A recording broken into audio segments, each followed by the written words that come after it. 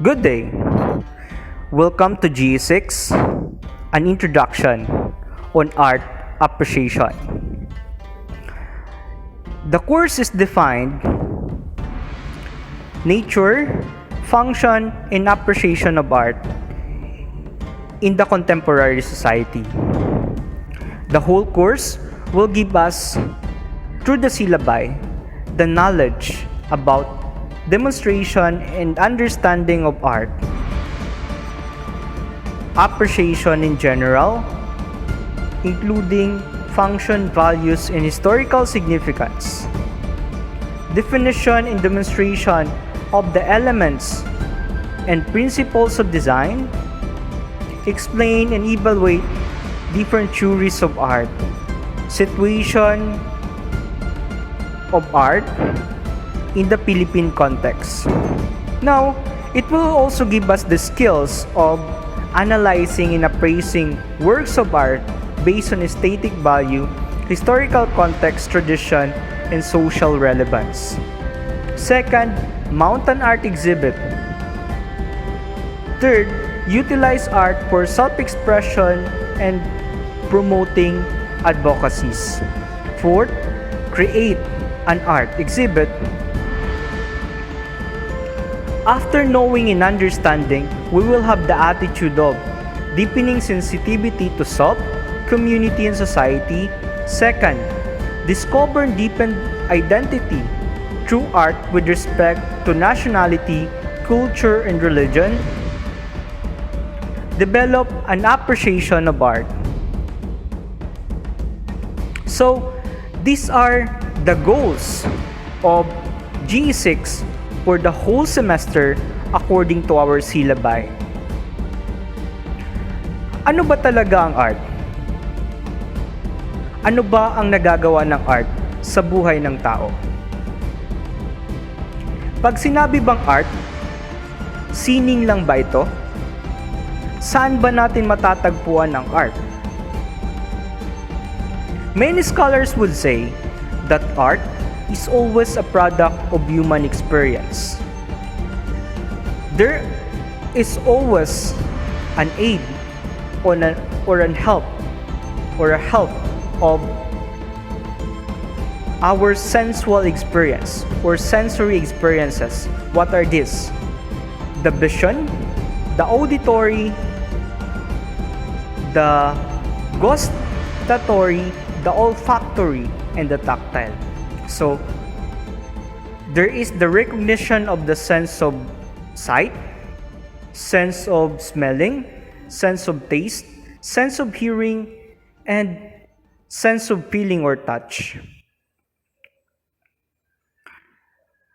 Because of our sensory experiences, we come to appreciate elements of arts, not only in the society, but in our particular or specific experiences. The simple as you see me, the simple as you see the trees, the simple as you smell, the bad odor of your body, those are part of appreciating an art.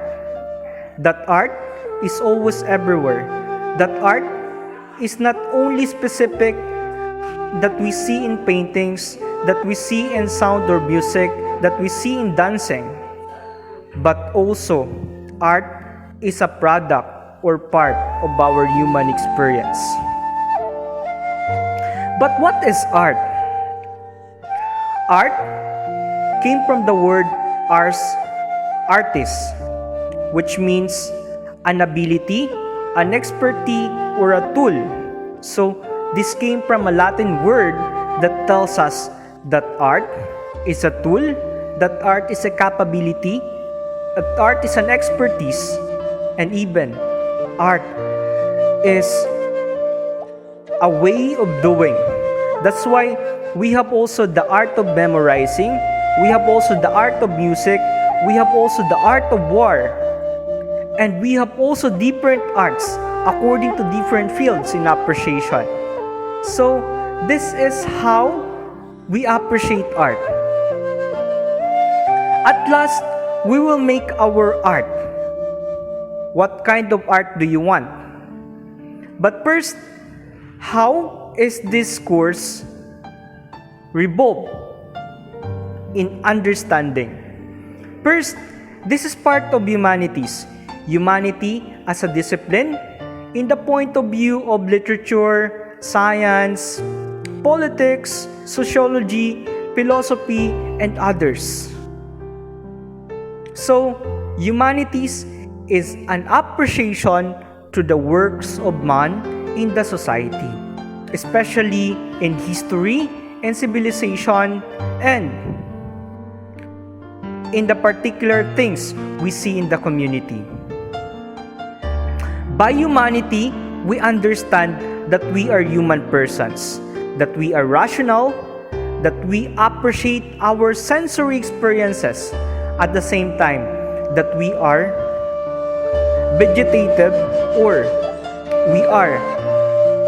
we need something in order to survive.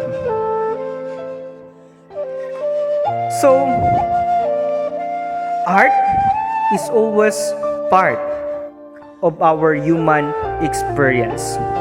Now, to understand art appreciation, we need to understand humanities as man's way of doing, as man's way of living, in order to survive, at the same time, in order to appreciate the world where he or she exists.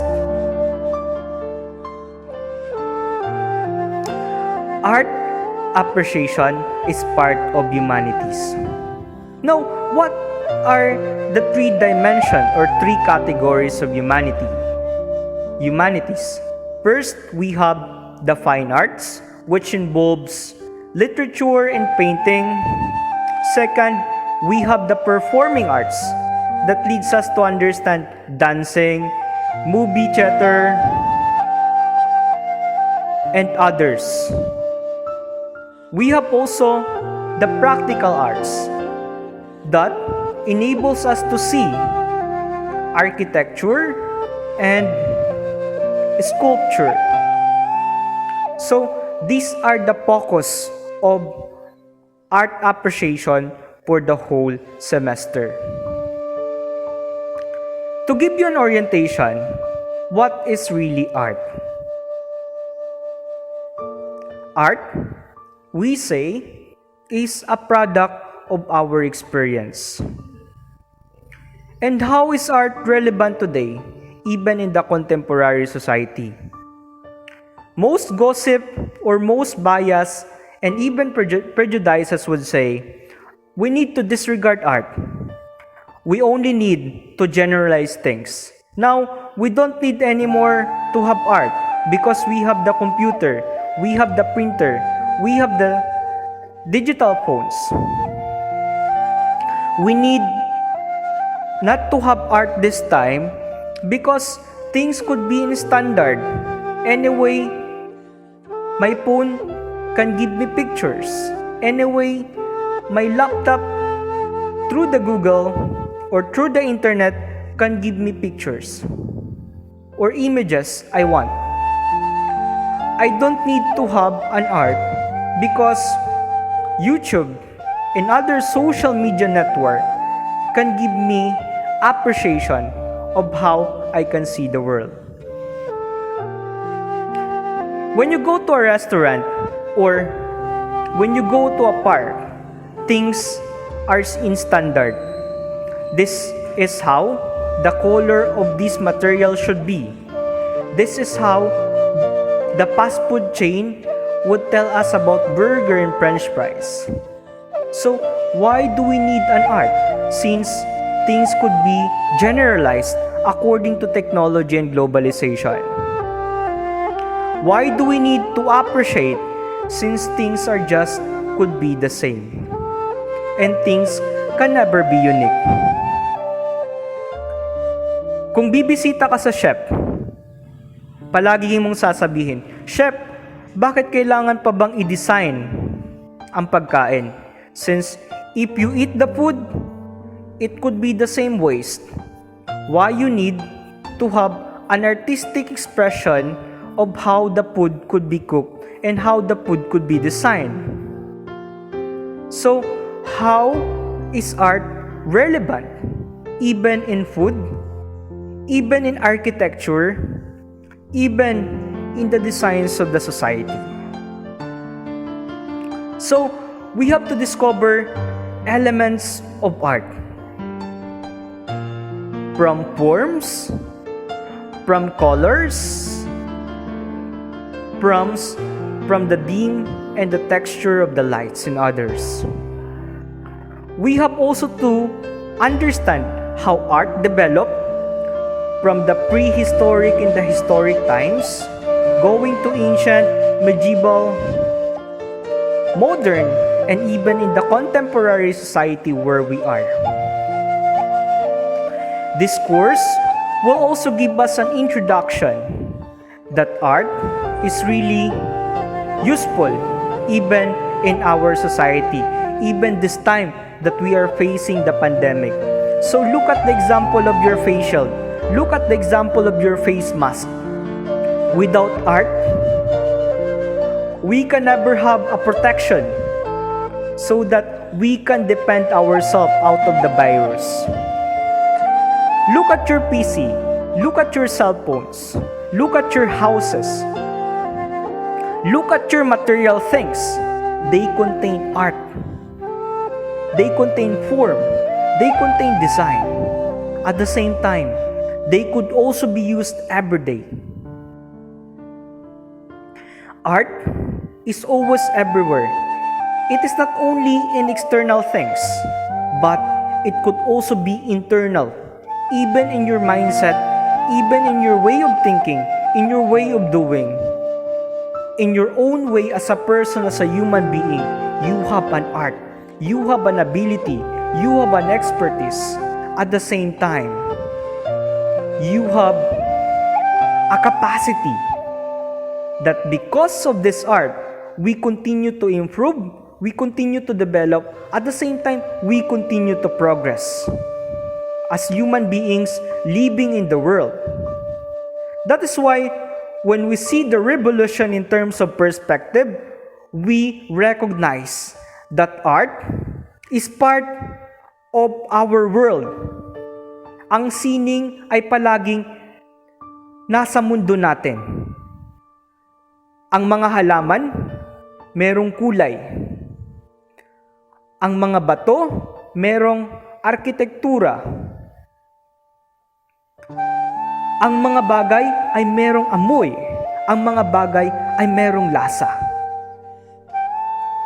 Because of our orientation to these particular experiences, there comes art in our day of living.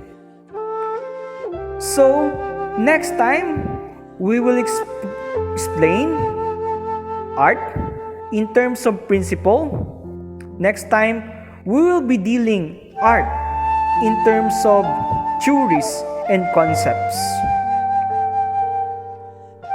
that we also need not to disregard, that in our human life, in our human society, we should appreciate things, because things does not only have designs, but things have also a purpose in our human way of doing.